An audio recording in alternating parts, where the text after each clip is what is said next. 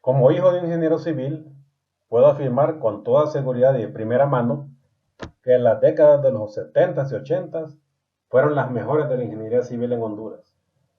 Mi padre y varios de mis tíos, incluso los que solo eran egresados, tenían 2 o hasta 3 trabajos.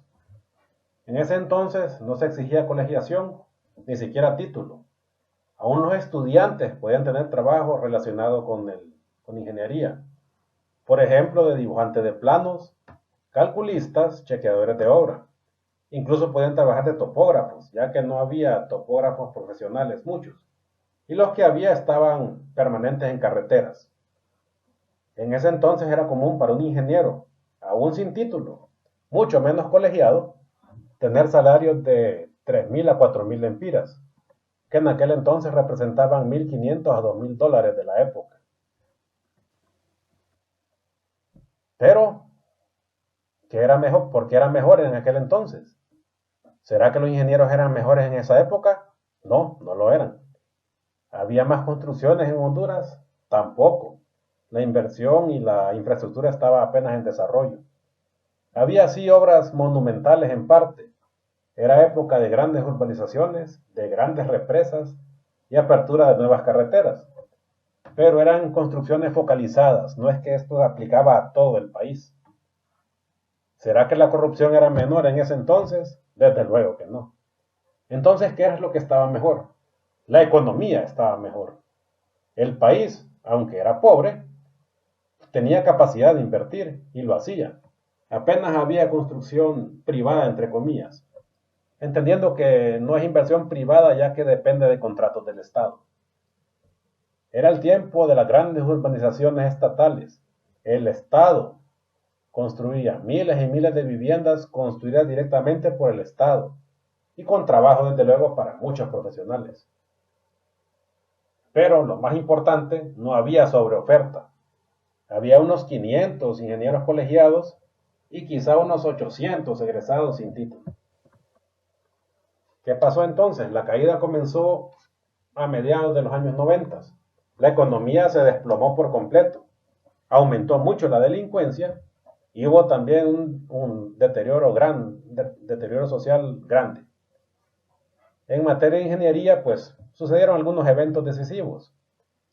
En 1992 al 93, la UNA cambió su requisito de graduación de tesis, que era en aquel entonces, a monografía, basado en la práctica profesional, en la experiencia laboral. La intención era buena, era ayudar a muchos egresados de varias carreras a obtener su título, que estaban en condición de egresados nada más. Desde luego, esto causó que de repente unos 800 ingenieros que trabajaban como egresados nada más pudieron obtener su título. Y el número de colegiados aumentó a 1.800 o 1.900. Desaparecieron también algunas fuentes de trabajo importantes, como los dibujantes, por la nueva tecnología surgida. Y desaparecieron los topógrafos, que fueron reemplazados por topógrafos ya profesionales. Sucedió algo también muy importante. A mediados de esa década, un nefasto grupo de colegas se apoderó del colegio actual y hasta este momento no lo han soltado. Para 1999, dos hechos sumamente importantes. Número uno, inició la carrera de ingeniería civil en 2 universidades privadas del país. Ya existía ingeniería civil en universidad privada, pero en esa universidad la matrícula siempre fue poca. En cambio, en estas 2 universidades la matrícula es muy alta. A finales de 1998, el huracán Mitch causó severos daños en la economía, en la infraestructura. El Estado recibió una cantidad enorme de dinero en forma de donaciones y se vio obligado a reconstruir, creando una burbuja en el sector construcción. Para ese entonces no se necesitaba ni siquiera estar graduado para obtener trabajo. Muchos eran ya residentes de obra a los 23 o 24 años de edad. No se exigía colegiación, mucho menos solvencia. Esto generó una falsa percepción de prosperidad en el sector, justo cuando comenzaba la carrera en las universidades privadas. Desde luego provocó que la matrícula en todas estas universidades aumentara dramáticamente, en la UNA y en las privadas. Desde luego, pasada la emergencia del huracán, el Estado volvió a su nivel de inversión normal, sumamente bajo. Además, ya no invertía directamente el Estado. Ya no había urbanizaciones construidas por el Estado. Las carreteras tampoco las construía directamente el Estado ahora, sino que les pasó este trabajo a contratos a empresas privadas, entre comillas siempre, porque son privadas solo de papel, ya que reciben y dependen directamente del Estado. Para el año 2000 había unos 3.000 civiles colegiados.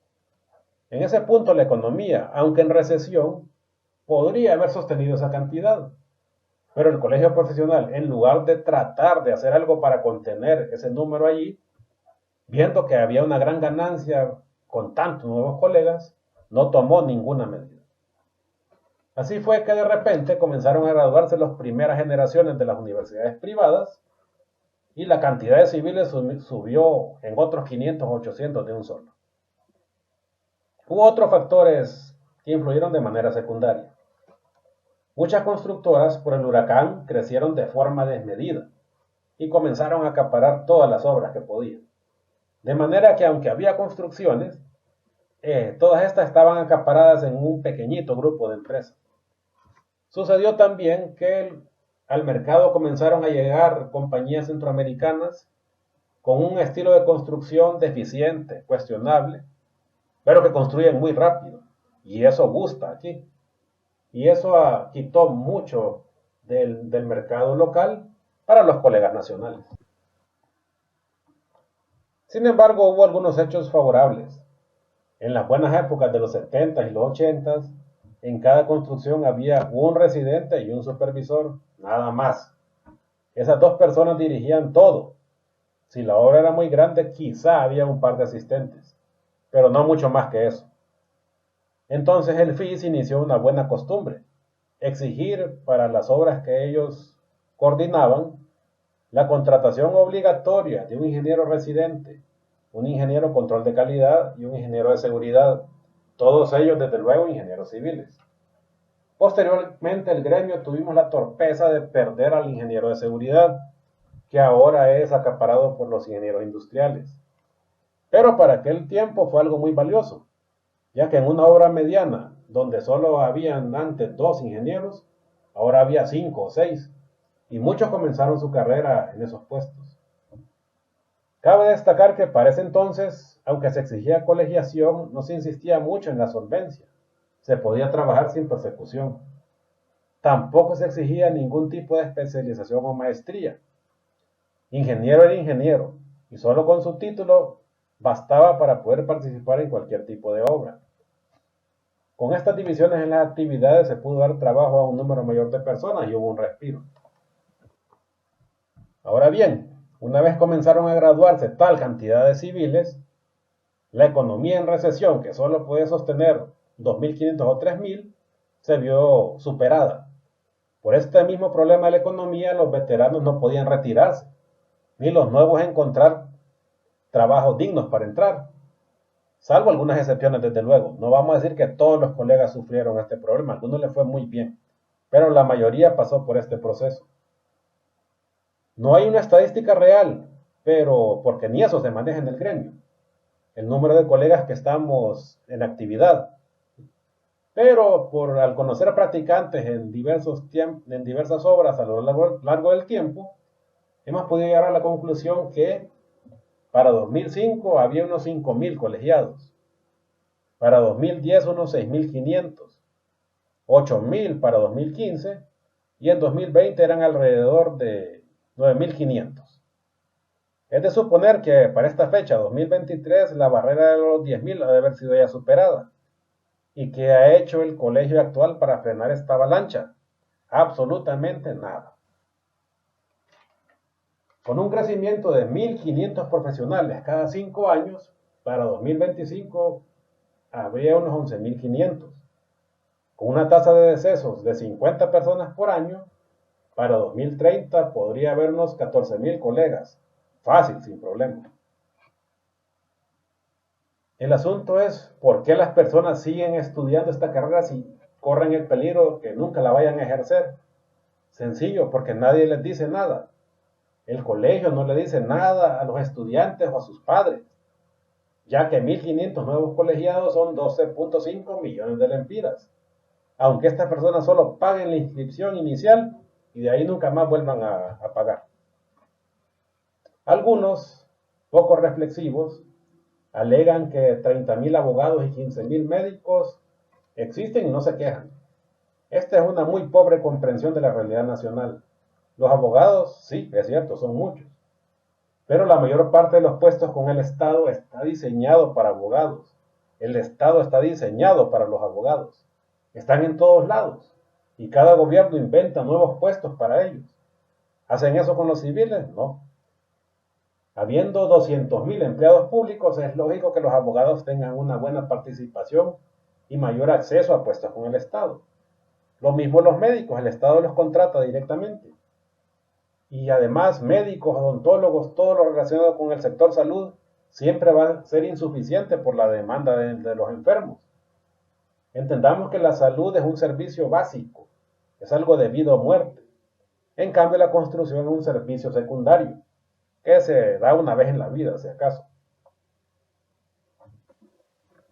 Ahora bien, ¿hay soluciones? Sí, pero no será nada fácil. Se necesita un colegio profesional que se preocupe por la situación, que este tema lo trate con la seriedad necesaria. Probablemente haya que sacrificar 2 o 3 generaciones de graduados, retirar a los veteranos que no quieran salirse, probablemente a la fuerza. Va a ser algo traumático, no es algo sencillo de ejecutar. Sin embargo, nuestros compañeros, los obreros de construcción, ya nos dieron el ejemplo. Ellos ya lo resolvieron, sin proponérselo, pero lograron reducir la oferta.